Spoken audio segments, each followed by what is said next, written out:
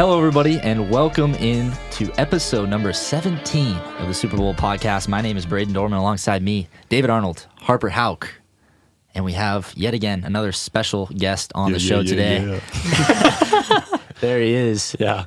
Grayson Browning. Thanks so much for coming on, man. Yeah, thanks for having me. Happy to be here. Harper, you want to kind of give our audience an understanding of who we have on today? Yes. So we have what some people call the team grandpa on the men's volleyball team. Grayson here with us. We're excited to hear his story. He's bold in his faith, and he's the hype man on the sidelines. So we're excited to hear. Yeah, I'm excited to be here. Yeah. We could tell by that sound effect you made there earlier. But hey, thanks so much for coming on. This is interesting because our viewers back home they're gonna see this in probably August, but we are recording this a day after the GCU men's volleyball team got to see that they're making the NCAA tournament. Yes, sir. For the first time in program history. Congratulations for that. Thank you. And something cool for you is, you guys are one of 7 teams to go to the tournament, and it's in Fairfax, Virginia, which is your home state. So do you kind of want to go into that emotions of all of that and how that last day has been for your team? Yeah. So we got here. My classes got here in 2018. It's been 5 years that we've been working and building and trying to get this program to where it is now. Mm-hmm. Obviously, it's not all of our doing. It's mostly the coaches and them leading us to where we are now. But it's honestly like a lot of it has to do with the team, and everyone on the team is just so bought into the culture and the what we're trying to build. And it's just kind of surreal to feel the emotions and where we are right now. And it kind of just makes it even better that we get to go back to my home state. Yeah. And that is in a couple weeks, right? Or is it just next we week? actually leave on Saturday. Awesome. This Saturday. And you'll be gone all the way through the next Sunday? Fly back? It's kind of if you win, you stay. If you lose, you go home. Get out of there. So the plan is about next Sunday. Yeah, about next Sunday. Yeah. Cool. Stay there And for a week. Taking on Long Beach State, is that a team you guys have played this year? Yeah, so we played them in a fall scrimmage. We always do that out in Las Vegas. But yeah, we've played them. I don't remember exactly how it went, but I think that they're a matchup that is going to be a good game, and we're excited. I think it's a winnable game, and yeah.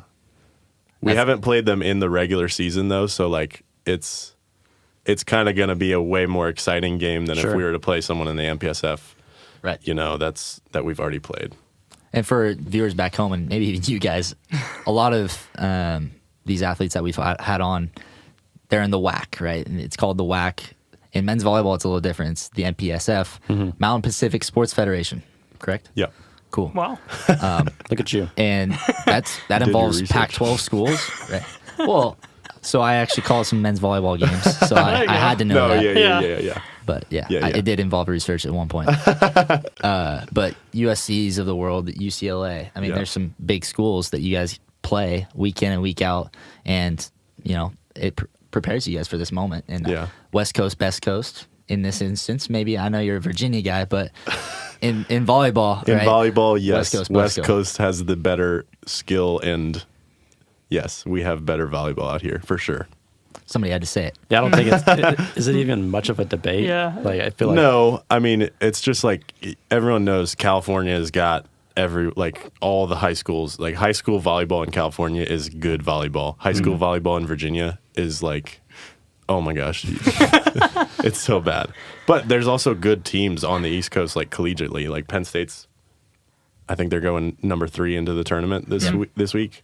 So there's still good teams out there, but for the most part, historically, the West Coast has more schools. Okay, so that we talked Long Beach State, a winnable game, going to be exciting.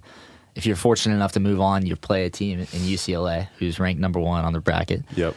Also a team that swept you guys a couple weeks ago, I believe, right? Yeah. And swept us twice. We took one set off of them once. They're a good team. Yeah. But anything can happen, right? Yeah, totally. Oh, 100%. I think we can beat them. Cool. Yeah. And I guess without getting into too much specifics, like because you don't want to give them the game plan because I'm sure they're watching. Oh yeah, Yeah. After Yeah, but it's in August. So. After the tournament, yeah. yeah. Yeah, so It's in August right now, so. Yeah, it's August right now. So I guess what's the game plan if you do get that opportunity to take down UCLA?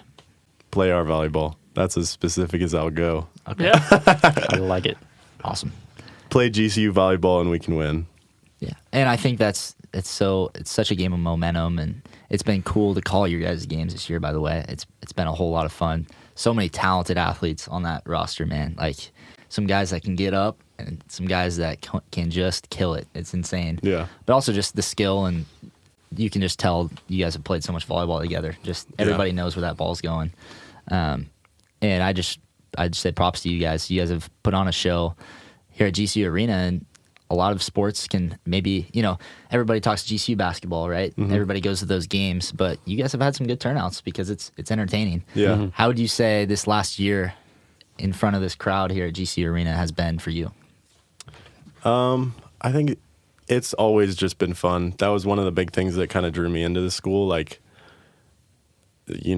like we're saying, volleyball's not a big sport, but we are fortunate enough to have like a student body that actually likes their sports and likes men's volleyball. Like we went up to, I won't say the name, but we've been to a couple different schools where you might not even have 200 people in the gym, and that's just not fun to play in. Yeah. Like it doesn't matter how high the level of volleyball is, it's not fun to play in. So it's definitely been fortunate. We've been fortunate to have the fans that we do and the Havocs, being at the games, having all that hype that they bring is definitely fun because, we're like, there's Hawaii, BYU, and GCU. Like those are the top three fans to play in front of for men's volleyball. And I would like to talk about just kind of the BYU experience. I know it doesn't look like they're in the tournament, right? They are not. Yeah. But Well, what an incredible game. Kind of games really the last couple of years. Yeah. I think back to the Thriller that went up to 49 points or something like that. It was I think like a it record. was 46 to 40. No, wow. I can't remember. I think it may have been 45 to 43. That's unreal. NCAA record for the longest set ever in Yeah. history, which was pretty cool. How did you stay emotionally dialed in for that long? Oh my I gosh. bet that was so intense. Like It back was and very forth. intense. Yeah, I wasn't even on the court, and I Yeah. was like a nervous wreck. But like when you're at that stage in the game, like they played a whole nother set, Right. Yeah. and I think Right. it went to 4 sets, so it's literally a 5-set match. But yeah, it was crazy, and like at that point when it's in the 40s, it's like, okay, just somebody finish the game. Yeah. I don't even care who wins the game. Like somebody just finish it. But yeah, it was crazy, and it was a lot of fun. They always bring a good amount of fans out to the arena. Oh yeah, I've gotten the privilege to get to know some of the guys on the team this year, and they were telling me that they actually prefer playing in Antelope Gym over the arena. Is that Really? What are your thoughts on that? Because, well, do we want to name drop? I think it's fine. So Nick has told me, he was telling me that he prefers playing in Antelope Gym. Really? Because it's like, I guess it's more intimate because when like you can actually be really close to the Havocs and to the people that show up. What are your thoughts?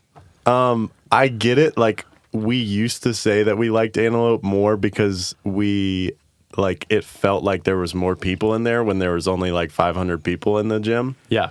But now, I mean, I don't know what our average was, but we can at least get 1,000 people in the arena, and with the band and everything, like it just feels more official, and I like that. Yeah. Oh yeah. Sorry, Nick. I didn't mean to name drop you there. He's but fine. He's fine. He asked for it, so. Nick's always asking for arena practices, anyways. He's fine. Well, cool. I mean, we're excited to watch, and there's gonna be some high caliber volleyball, and it's obviously gonna take a little bit of a run here to make it happen. And Oh, totally. You're gonna have to go through some teams that you haven't been able to crack the code quite yet. But yeah, good luck, man, and enjoy that whole experience. How would you describe? You've said this is year 5 here, the final year here at GCU for you. But what led you to GCU in the first place, and when did you start playing the good old men's volleyball? So I started playing. We fortunately had, I think my dad like started a rec team back in the day when I was in like 5th grade or something. My brothers play, like my dad was like, hey, they've got men's volleyball at our high school, or they're starting it up. So my brothers played, and I'm the youngest, so I was like, okay, my brothers are doing it, I'll do it. And so I started probably doing rec league. I started playing club in 7th grade, so I'm coming up on almost a decade of competitive volleyball, so that's probably why they call me Grandpa. But what was the rest of the question? How did I get to GCU? How did I get to GCU? That's it. We're on a faith-based podcast, so I'll go ahead and say it. I believe that God works in the whirlwinds, and I didn't know what I was going to do. I almost quit volleyball going into my senior year of high school. Wow. Because I was tired of missing out on stuff with my friends because we were going up to Richmond, Virginia to play in regional tournaments where we played the same team every single weekend. And it was the same story every single weekend. And so I was like, I'm tired of this. I faced some adversity for the first time in my life and had someone push me out of my position, which ended up being good for me. And I was like, I don't know, like, if I'm going to find a good team that I want to be a part of. And so at that point, George Mason was in the wheelhouse because it was close to home. Yeah. And, things just didn't work out that way. But like I said, it was kind of like a whirlwind. Coaches from GCU came up to me at the end of my national tournament, like at end of national clubs nationals junior year. And at this point, my mom had told me, she's like, just finish out the season. Like you see, like you can make a decision after you finish the season. Mm-hmm. And thank God that I have my mom that told me that, because finish the season, coaches came up to me. They're like, hey, we need a guy like you. Do you want to be on our team? Pretty much. They didn't say that at first, but they're like, we want to come get you a visit. Came on a visit in October. Before I had even gone on the visit, I was like, I think that this school might be it, because just, you guys know, you all go here. Yeah. Once you get on campus, they sell you. So, yes, absolutely. That's right. The community was definitely a big part of it. Like the Havocs, like having a cool, cool student section. And I like the coaches. And so I was like, well, I don't know exactly what I want to do for my major. And so I was like, this sounds like a cool school. And I was told by a bunch of wise people in my life, I'm about to sneeze though. Never mind. So dramatic. I love that. I was told by a bunch of wise people in my life that I need to make sure I find a school that if volleyball isn't going to be there, that I still enjoy it. And so I was like, I think I'd still enjoy it. And came on my visit. I was like, yep, this is it. And I wasn't too eager to commit as soon as they offered me, but I think I called my coach like a week after. I was like, hey, I think I want to go there. And he's like, is that a verbal commitment? And I was like, if that's as easy as it is, then yes, it is. That's hilarious. That's awesome. And so that's how I came here. Yeah. Awesome. How would you describe the jump from high school to college volleyball? What was was it a lot more intense? How was the transition for you? So in either high school or club, you are pretty much the star of your team. Once you get to college, you're not. The big boys. Yeah, everyone's an athlete and everyone's the star. Mm-hmm. And everyone's really good. Yeah. And everyone wants to be really good. Yeah. Which breeds competition. Right. Yeah. That's right. I think it's as simple as that. Okay. Mm-hmm. Yeah. So men's volleyball is growing, and it's not the biggest right now. I think one of the guys was telling me there's only like 30 schools in the nation. Yeah, if that. Like Wow. within D1, D2, and D3. Oh, yeah. Like, so where do you see it going? Where do you see the landscape of the sport? I mean, I hope that it grows immensely. Obviously, like we're not one of the big sports. We're not basketball. We're not baseball. We're not football. Like Not those swimming. Yeah, not swimming. I'm kidding. You're definitely better than us. But like you understand, like we aren't one of those big sports, and like there's not a lot of money in that realm, and unfortunately, the way that things go in our society is like it can only grow if you have money and the potential to grow or to the potential to make more money. Like people are only going to fund it if they can make more money. Sure. That's right. And so you obviously are going to need a lot of donors or like people that will support it that have a lot of money. But honestly, like getting it out there, like when people watch volleyball, they're like, oh my gosh, this is the coolest sport I've ever seen. They're like, oh my gosh, like, I don't know if you guys saw that video. It came out like last summer, I think. And it was this guy like in his car, and he's like, I just watched Olympic volleyball for the Olympic men's volleyball for the first time in my life. And he's like, they like football players, they're big, they're strong, they're manly men. He was like, I think men's volleyball players are the most manly men out there. And he was like, they are like Greek gods. And this isn't a plug for my team or myself or anything. It was this guy, totally non-affiliated. Who's this guy? I don't know. It's somewhere on the internet. Did it just blow up? He's just going on and on about how men's volleyball is so cool. And I was like, and women's volleyball too. The sport itself, obviously I'm biased, but the sport itself is just so dynamic and like you're never bored, I feel like. I mean, sometimes we get bored because we know what's going on, but like if you haven't seen the sport before, I guarantee most people are not bored when they're watching. Oh, yeah. Great point. And I have had the opportunity to call both women's and men's, and I've always said they're both so fun to call, but in different ways. And I think in women's, there may not be as many powerful strikes that there are in men's, so there may be some more rallies, which are super exciting to watch for anybody, and it keeps you involved, and it's so fast-paced. And in men's, there may be less rallies because somebody can just simply have a great day and not be stopped at the net. Yeah. But some of the heights that people are getting on their jumps, Oh, yeah. some of the Yeah, the absolute... vertical. It's crazy.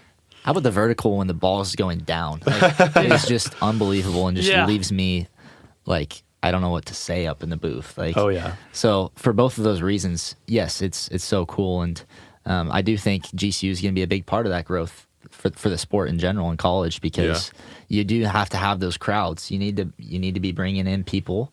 You need to be putting butts in seats, right? And Good way One way to put it. Yeah. Never heard that one before. I guess the GCU were always standing, right? But yeah, you got to put butts in seats. Yeah. And Nobody sits down until the Lopes score. That's right. come on. But yeah, I think that's big for GCU, and it's only going to grow at GCU with that first tournament appearance. So That's right. hey, go out there and let's see if you guys can maybe go get a winner in Fairfax. I think the biggest thing is just exposing people to the sport Right. and Yeah. getting them involved in it. Man, I'm about to sneeze at some point. I think it might be. And you can. You totally. Yeah. You're allowed. I know, Yeah, but feel like free. it's like kind of there, but it's not ready I know. yet. I feel yeah. So you got one brewing there. That's awesome. Just try not to get on the mic. Yeah, I'll make sure to turn my face. Okay. Towards me? Funny conversation. My trainer and I were just talking about male athletics here and like just the differences within the teams. And he was saying, I think male baseball players and male volleyball players are the most athletic guys on campus. Behind swimming, of course. Yeah. Behind swimming, of course. Yeah, of but, course. They're saying the most well-rounded athletes. Because when we watch you guys play, like Dorn was saying, the jumps, the spikes, Oh, I yeah. mean, Oh, you guys... spikes is a word. That's Is that a bad word? It's old school. It's old school. That's so funny. It's definitely old school. Like if you're going for kills. Kills. Put Yeah. them away. Well, I would rather you. But I think like I kind of want to bring back spikes. Okay. Like I think it's kind of retro. Okay, well, let's go with OG? the spikes, whatever. Like, you guys are just running around, and you guys just look so athletic. I mean, I'm not going to argue with you. I mean, I I will will say say, behind swimming. Don't look at my basketball shot, but I would say like for the majority of my team, like they can shoot a basketball, and this isn't. I'm not coming at GCU basketball or any other basketball player. I'm just saying, like, like we can shoot a basketball and look like we kind of know what we're doing. I don't know if many other teams can hit a volleyball or pass a volleyball and look like they know what they're doing. That's a great point. That's what I'm saying. I completely agree with that. It's really cool because, like, if I can shoot a basketball, I'd like to say, right? But I go on the volleyball court and, man, I'm out. I can't hang at all. So I agree. I think that's what's really cool about the sport too is it's unique in that way of, you have to be doing it to be good at it, right? Like you can't just walk onto onto the court and just play with the big dogs right away. Yeah. It takes training and learning and really growing each and every day into that. And it's really cool how that growth has led you here. Yeah. And now you're about to see the growth in the tournament. Like imagine, I guess, I know you haven't been, but how would you describe the play will be different in the tournament than just any regular season game? Do you think there'll be like a big difference, or will nerves be maybe more in the tournament? So we were actually talking about that today. Like the pressure that we had was to make the tournament. Yeah. Like we're not supposed to be there. Right. Like no one thinks that we're supposed to be there. Mm-hmm. And so now it's like, okay, we're free. Like we're just going to play our volleyball. Obviously we want to win, but we're going to have fun. We're going to enjoy it. We're going to be grateful to be there. That's right. And I think the rest will come. Obviously we're going to, do our scout and do all the things that we usually do, but like the pressure is off now. We got to the stage that we wanted to be at. And I think the biggest change that you were kind of talking about, like level wise, our conference is like big time. Like all of those teams that we play against are national tournament level teams. Yeah. It's just like kind of, the luck of the draw, but also like we had a good season and that's why they chose us. But all of those teams are worthy of being up there. And honestly, we were talking about this beforehand, like 7 teams go to the national tournament. Like I overheard someone asking, oh, is it a 64 or 32 team bracket? And I was like, yeah, try 7. Yeah. 7 teams. But yeah, like I think that like the level, there's no team that can't win on any given night. I love that. Yeah. I think, call me crazy, like I like the smaller tournaments. I think about kind of my example. I watch college football. So college football playoff is 4 teams right now. And so only 4 teams get there, but any one of them can go and do it. And I think that's really cool because in March Madness, of course, there's upsets with 64 teams. Yeah. But all 7 can be there and compete, and you never know. The 7 seed is not that far off from the 1. Yeah, so exactly. I love that. Yeah. Here at GCU, you mentioned how faith was a factor bringing you here. How is it incorporated in your day-to-day with your team, and how do your coaches incorporate it, if any?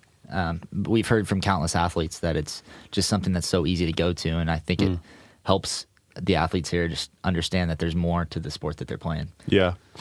Kind of going off, like, are you guys business or what majors are you guys? Finance for me. We're all in the business realm. Yeah, we're in sports and entertainment management. So, guys, you guys have heard of the term conscious capitalism? Yeah, I have heard. Okay. So, conscious leadership, conscious culture, higher purpose, stakeholder orientation. I wouldn't have known that off the top of my head, but it sounds right. Hey, we're professor up here. Yeah. Come on. It was just because I was preparing for a job interview earlier. I would have hired you if you just ripped that off. Yeah. But the big thing that, like, obviously, like, GCU is about is higher purpose. Like, we're not just playing to win. We're playing because we want to honor God, honor, our team. And I think it's a little bit deeper than people realize, obviously. But I think sometimes people think that it's all about talking about him all the time, but it's not always going to be about that, because actions are greater than, like, speak louder than words. Like, it's about how you act. It's about how you, portray yourself on the court. Like, are you talking a bunch of crap against the, like, other team? I don't know if, like, who knows? What is that going to be honoring towards God or not? Like, there's whole another level of, depth that comes with that. And it's not just about, and don't hear what I'm not saying. Like, it's great that, like, we've got teams, like, doing Bible study and different things. Like, I love that. That's so good. But I think what it looks like more for our team kind of is we have that space. Like, we can all talk about our faith on our team. Mm-hmm. But we have guys that are working really hard, and, like, them working really hard is, like, showing that they want to honor God. Cool. Yeah. Does that make sense? Oh, Totally. Okay. Totally. I think a good verse that kind of goes with that, it's in James, and it says, faith without works is dead. Yeah. And so, like, of course, like, you have to talk the talk and walk the walk. Yeah, totally. Right? So I think that's super important. Leading by example. We talk about that a lot on the podcast of just, it's one thing to just read your Bible, but it's another thing when you apply it to your life. Yeah, and you totally. see the change that takes place. So Yeah. I think that's a great point. And we've also talked about how, not everybody's gonna be a pastor, right? Yeah, exactly. Totally. There are athletes on this earth for a reason. God allowed it for a reason, right? Mm-hmm. And there are totally supposed to be Christian athletes. There's supposed to be Christian doctors. There's supposed to be Christian politicians, maybe. I don't know. Everywhere needs Jesus. It's a little Everywhere iffy. needs Jesus. That one's on the edge. That's but, so funny. But there's supposed to be Christians in every walk of life. Of course. And we need Christians in every walk of life. So why wouldn't we need some Christian volleyball players? Yeah. So that totally makes sense, I would say. Oh, yeah, for sure. So we've seen that you're one of the leaders on the team. How does your faith help you in that role? You're humble, obviously, but seriously, as a leader, you're always yelling, and you're just the hype man, right? So I try to be. How does your faith help you in that role? I mean, it's hard when you're. I mean, I don't want to beat around the bush. Yeah, I'm not a starter. I don't play quite a lot, and so that was tough for me for a couple years. But I was working as hard as I could to be on the court, and I believe that God gives us trials to make us humble. He Amen. put a thorn in Paul's eye so that he would be humble. Yeah. That's right. And so I think that has kind of caused me to realize that it's not about me. And you kind of realize that when you get to college. I hope that most people realize that, like, once they start sports, like, you're not the guy anymore. Mm-hmm. And it's been cool. Just, I just feel honored and grateful to be even a part of this. And so talking about my faith helping me through this, like, or helping me lead, it's not about me, it's about the team. Like, it's about how I can give energy to them, how I can serve them. A big part of GCU is servant leadership. Like, how can you lead by serving? How can you wash somebody's feet today? Yeah. Yeah, great point. And Jesus calls us to take up our cross and follow him and deny ourselves. That's a pretty, you think about that, and we live in a world where you're told to put yourself first in that way of being like, go get this best job, go get the money, the fame, whatever you want to do it. And while I'm sure there's good intentions behind most of it, like maybe it's to help other people or whatnot, that's kind of secondary. And Jesus came and he was like, I know you've been taught this way, but we do it this way. We do it the other way, of serving others first, making yourself less and making him greater. And so I think that's another great way of just leading by example, of just conversations that we can have. And I think that raises eyebrows when people like, who profess their faith do these things, serve other people, because it's in a world where we don't necessarily see it super often. And so people may have these internal questions of, why did that person do that? Yeah. They didn't have to do that. Is there some kind of ulterior motive? Why would they, do this simple action? Yeah. And I think it goes so much deeper, and we can plant seeds that way as believers. So I think just a little part that I thought of when you were saying that is like, I don't know who said this. Someone said it once. But it was how can you be like, how can I be the least in the room? Like, how can I put the spotlight on someone else? I love that. That's what I try to do. That's cool. And all of a sudden you get a room full of people doing that, and then it's just like Who that's do just you that's look God, at? right?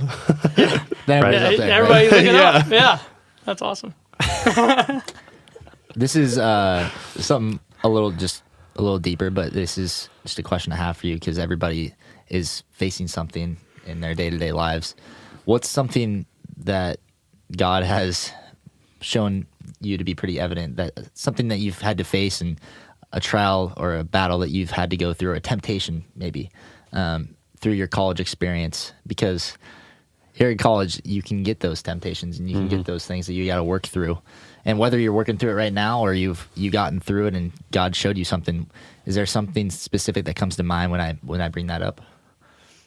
I know that's kind of on the spot. Temptation or trial. So the biggest trial was coming out here because I didn't know anyone from Virginia, like over 2,000 miles away. So that was the biggest trial. And it ultimately just grew me. You know, you don't grow without growing pains or any challenge. And so, yeah, I would say that. Cool. Do you want me to go into more No, depth? not at all. And I think that I'm brings up happy a good to point. do it if you'd like me to. Well, you totally can also, but I think that brings up a good point. Just like looking to be in the uncomfortable, right? And that kind of just allows you to grow as a person. And Yeah. we've talked about that, and that's a reason for this podcast. Is like we've had these conversations within our friend group, and like people need to hear this stuff. And if you have these conversations and you're, you know, maybe it feels a little uncomfortable. Eventually, if you do it 2 or 3 times, all of a sudden it's just something that's clicking, and God's just up there smiling. So yeah, I guess if you want to go into it more, you can. But I'm sure there's more people from Virginia now that are here. Got to know some people. Yeah, You brought a lot of people over, I'm sure. Yeah, totally. the whole squad. Yeah, at least 100. It's interesting. I'm from a small town in Washington, and I was the first one here. Well, some people had been here before, but it had been a while, and then me and 2 other people came, and now there's like 25 people from my high school. Yeah. So yeah, GCU likes to take one and just Yeah, they're pretty good at marketing in that sense. they sure yeah. are. Yeah, I think you bring up a good point, though, of just kind of being a Christian sometimes can be uncomfortable. I mean, I think, you know, obviously the decision to move out here was uncomfortable, but you felt that God was calling you to, right? And look where you are now, like being here for 5 years and being a leader on the team. Like that's just a God thing, you know, and it took a step of obedience to get there. And so, you know, I think it can look different for anybody, you know, what that step looks like. But I think every day there's small things and there's big things that we can do as Christians that God calls us to do, whether it's to have maybe hard conversations with people, maybe to, you know, get out of our comfort zone, go serve, go whatever it may be, you know. Skydive is yes. You're going to go skydive? I mean, hey, Been before? Yeah. Want to Wow. go again? Have you? No, I won't. Maybe one day we'll go.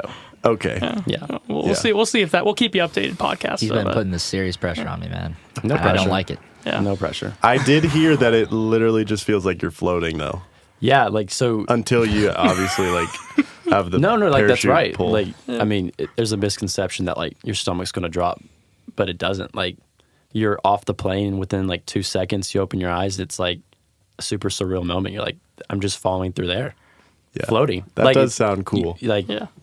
it's actually pretty accurate. Shout out to skydivers. I mean, all you skydivers out there. Maybe we'll have some more on the podcast one day. Man, get a We'll get do a full. we'll do a GoPro video. We'll all go. Yeah. Yeah. And Grayson's going to we'll join have us. to all get consent Yeah. with that, you know. You'll But, have to drive to Virginia to get me. yeah. Not far from Tennessee. But hey, like True. being okay with the uncomfortability, right? I mean, that is the reward, even like we were talking about right there, like for something small, you know, skydiving, right? This Sure. that example of it sounded like it was amazing when you decided to pull the trigger and go and take that step. And in a way, faith, I've heard it said, can be like free falling sometimes. Like you don't know what's next. Come you on know? now. Yeah, you just have no idea about like what's coming, you know, what's ahead. It's like you can see one step at a time, one right. slither at a time, and that's what faith's about. You know, is about moving even when you can't fully see, you can't fully understand. And I think God does that. If God was a God who just gave us everything we wanted at the exact time, then it wouldn't take faith, And so I think why we have such an intimate relationship with him is because we've taken those steps and he's come through when it didn't make sense for us and it didn't seem like he was going to be there, but he was. And I can say confidently, we're all here where we are because of those steps and because of what he's done in our life. Yeah. Yeah, Sure. Grayson, I know I said we're not all pastors, but this guy's acting totally. like I was thinking the same thing, actually. Right. Cool. We'll see. Lord willing, whatever he takes me. Amen. To go off that, David, we can go back to the book of James, where he encourages us to count it all joy, right? Right. All the trials, all the tribulations, and it's going to produce steadfastness, endurance. It's going to do all those amazing things for us, right? It may be hard to understand why God allows certain things to happen. And that's what Pastor Noe's been talking about in North Phoenix. He has the authority and the ability to use evil for his good, right? And that's hard to wrap our minds around. And we don't know God's mind. We can't comprehend it, but we can just trust it, right? And that's one of the hardest things about being a Christian. Totally. So, Grayson, Yes, sir. this next step after volleyball is probably a little bit of uncertainty. I know you're planning on going home, which is probably going to be amazing, and but it still is it's the next step. It's the next phase of your life. How are you approaching that? Trusting that God's got you in this moment, because I'm sure you feel that way, but I'm sure it is just a challenge not knowing exactly what's ahead for you. Yeah. So kind of funny that you guys are saying all these things. I'm not, this isn't a plug. I started a clothing brand a little bit ago, You can plug. Yeah. Feel free. but we're out of commission right now. But I do have some leftovers. If anyone wants to buy anything, you can just let me know. Dang, I should have brought some t-shirts for you guys. Maybe I'll right. bring some by sometime. Yeah. Ebenezer Co. Do you guys know what that I've means? heard of that. Do you That's know you. what Ebenezer means, though? Well, I believe that's a person from the Bible, right? Or am I off? No. there? Never mind. It might be. I feel like Ebenezer. that Nathan was sounds- telling me a little bit about this, but Okay, please go yeah. ahead. So Ebenezer, there might be someone named it, but it's a place. Oh, Ebenezer means stone of help. There's this story about the Philistines and the Israelites, and Samuel's like leading the Israelites, and Philistines, the big dogs. They're about to wreck the Israelites, and they're like, Samuel, please plead out to God, like, save us, deliver us from the Philistines. And so like it happened where the Philistines, like, there's this like loud thunder, and like it kind of drew them into like this valley, and the Israelites kind of just came in and just wrecked them. And so That's awesome. I love when you describe it. little cackle. Great. and so after that battle, Samuel grabs a stone. He says, "Here's an Ebenezer, stone of help." okay. He says, "Thus far, God has helped us." It's like a remembrance sign. And so you guys were kind of all saying that, like, you have these trials, but the trials are like stories that you can remind yourself about. Like, as I'm going into this next season, I can remind myself about when I went to college and how Right. God delivered me through that. Right. Amen. And so, I want to write a book about it, but that's in the very distant future. This like idea that this Ebenezer is like you fill up a bag of stones, and these are all like stories, and the heavier it is, the more anchored you are. I love that. That's Yeah. awesome. There's That's awesome. a one-liner for you. Yeah, there you go. Come on. And sometimes as Christians, like I just love how you describe that, because sometimes to move forward, you have to look backwards. Yeah. Like about just, I mean, like we're all here now, and God brought us through so many different trials. Like so many different things could have happened, but we are here and we're okay, right? Like He's brought us this far. Why would He stop now? I think that's just such a good way of looking at things, hardship in front of us, right? Because He's come through time and time again. Yeah. That's right. That's been the way I've gotten through all my trials, and that's why I'm so lucky to be a Christian, and so lucky to have God in my life, because He can remind me of that every time. Okay, I'm a little uncertain about my future here. Well, I've had it a lot worse where, maybe something's gone super bad or something I just didn't expect happened to me. And I got through that. You got me through that. And you got me to a place that I actually wanted to be this entire time. Yep. So why shouldn't I trust that you're going to get me through this small stage of my life? And again, it's just so finite here on earth, right? Like, Yeah. Right. This is just such a short-term little vacation here on earth before we're up in heaven for. Well, this isn't the vacation. Yeah, this ain't Oh, the yeah, the vacation. Good point. We got an I eternal know what you're saying. vacation. Yeah. No, I know what you mean. Yeah. It's a short trip. And I think that's a cool thing, too. Let's make the most of it, right? Who knows how long we have? Life is but a vapor. It's here and then it's gone. That's from James as well. Sticking with the trend. Come on, James. Yeah. Shout out James, man. He's awesome. Dog. OG. But no, it's so true, right? Tomorrow's not guaranteed. So just living each day with the intention of how can we serve the Lord? How can we go all in today? And it looks different for everybody. And like we touched on, it's, for some it's sports related, right? For some it's having a conversation. For some it's preparing the word for the congregation like pastors do. Whatever it is, there's something for everybody. And God combines everybody's work into one great work. And that's through Jesus. So I think it's so cool how we all come from different backgrounds. We're all from different places, but we all end up at the same place at the end of the day in heaven. That's right. And to go off that, I mean, how do we do that, right? How do we live that out? And it's just being obedient, right?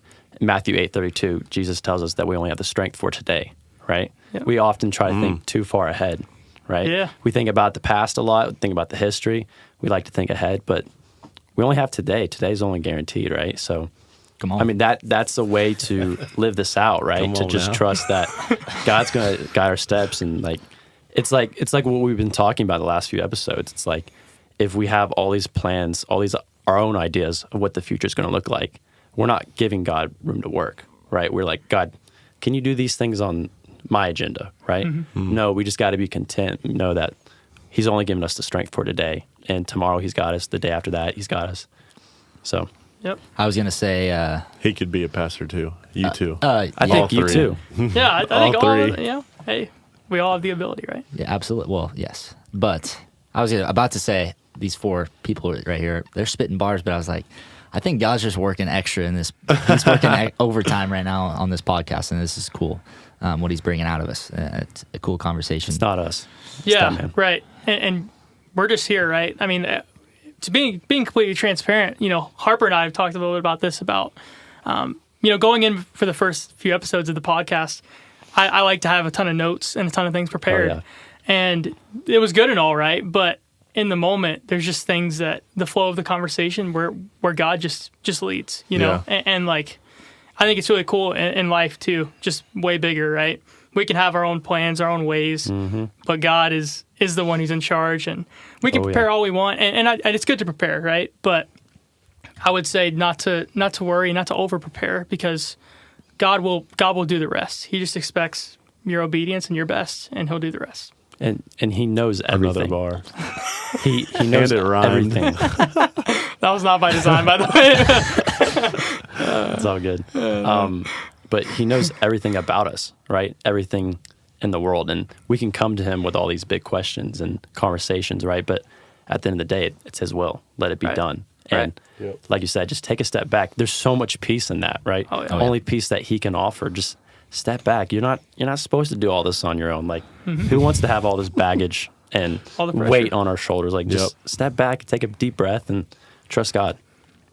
Well, Grayson, I know we've covered a lot, but as we're wrapping up a little bit, we have this younger generation that are watching this podcast, and they want to be the big time athletes that you are, but they also, I'm sure, are watching this because they have a Christian aspect to them, or they're at least interested in God, and it's not easy sometimes balancing the two. What is some advice you would give to that generation that's on their way up, and that we need to be bold in their faith, because this is just a world that is broken, and that we need a whole lot of bold warriors for Christ coming up, and in every aspect of life, especially in athletics. Yeah. I actually told one of my buddies this the other day. I think the most important part is to find someone that you can gain wisdom from. Like, I can say, like, I can give you something that's probably not that wise, but I can give you something that might be good, but it's not going to last. Like, if you find someone they don't have to be older than you, but they have to probably be a little bit wiser than you. You find someone like that and just ask them a bunch of questions. Just lots of questions. Yeah. If you ask questions, literally, like, so many things work out if you just ask questions. Totally. That's why we love this podcast. Like the growth I think we've all had just from hearing different perspectives and just small little bites like that are like, I just needed to hear that today. And it's usually so timely too. And I hope this conversation's been timely for you in some way, totally. shape or form. But it's just incredibly evident how God is just working in every single conversation if you allow him to just come on in. right. So amen to that. Amen. Yeah. Cool. I would say, I don't know if I mentioned this, but like, if you're looking for a Christian mentor, make sure that they're like strong in their faith. Of course. You know, Yeah. Yeah. I don't know course. if I said No, that. yeah. I think I might have just thought that was implied, but No, Right. I mean, yeah, I think that's a great point. You know, mentors, they're amazing. Yeah, and I have one, and I happen to have one, and he's poured into me so much, and I've grown so much, and someone who's been walking in the faith for years and years and years. Right. And so, odds are he's seen what I'm going through, right? And the cool thing is we have even the great mentor in Jesus, right, who lived the life, lived the perfect life, and lived for 33 years on this earth, and died a death. He felt pain. He felt everything, heartbreak. He's seen it all. So combined with people of God and with the Lord himself, there's so much wisdom to be found. And fear of the Lord is the beginning of wisdom. Proverbs. I love that. Little But cackle yeah, there. I mean, sorry, I just only got but no, I mean, it's so true. Like when you begin to understand God's sovereignty and his power, that you begin to understand wisdom, and that the one who holds all wisdom and the one who gives wisdom. That's right. And to take it one step further, these people, like you said, who've been in the faith for a while, one day it's going to be our turn to take the torch, right? That's right. And right now they're still in it, and we got to trust their wisdom, whatever knowledge they have, right? And because one day we will be called for more, right? Lord willing. And we're going to be ready for that. So we just got to trust that, they're seeking Lord first, and then it just kind of trickle down, right? Yeah. Mm-hmm. And we're going to be pouring into others in our future. Yeah. Right? And who says it has to be one day in the future too? There could be people as well, like, maybe we don't have as much wisdom as other people, but certainly like friends and family, we can still pour into now. So Yep. like, don't be afraid as someone who's been saved for just less than 2 years. Don't be afraid to pour into people. You may not have all the answers, but don't shy away if the Lord's calling you to do something like that. And of course, so important to have mentors and other people higher, or I guess been walking longer, right? But you yourself have walked a life too. If you're a Christian, you're a believer, you're born again. Take advantage of that and share your story with other people, because who knows, it could be just what they need to hear. And here's the thing, guys. David's not bringing it up right now, but last night he literally helped a guy, one of our buddies, through the process of being saved. Last night, David did this on his own time when he wanted to be studying and a whole lot of stress going on, and you were kind of confused on why you didn't go out with some friends. Like, this is being very transparent with the audience right now, and God answered that pretty clearly for you, I would say. Yeah. There was a friend in need, and you helped him walk through the process of being saved and born again, and so that's amazing. And so to wrap it all around, yes, there's always gonna be somebody wiser than us, but also we can start right now. There are people that are waiting for it right now, and Absolutely. It's pretty cool. All right, well, with that being said, what a conversation. I hope people back home enjoyed this. Grayson, thanks so much for coming on, especially in this busy time of your life. Oh, yeah. I'm not that busy. Just NCAA tournament stuff. Yeah. Not a big deal. Just your last Some week might. at college. Unfortunately, I still have until June 14th Oh, with my master's. Yeah. Okay. Best of luck. Yeah, absolutely, man. Yeah. Thank you. I appreciate it. I'm so honored to be here. It's been such a fun time. This is a great conversation. Yeah. Yeah. You killed it, bro. And I mean that. Yeah, we appreciate We mean it too, appreciate man. you coming You on. guys rock. You rock as well. Stop it. Stop it. Well, with that being said, we are going to wrap up episode number 17 of Super Bowl Podcast. We will see you guys next time. Peace out.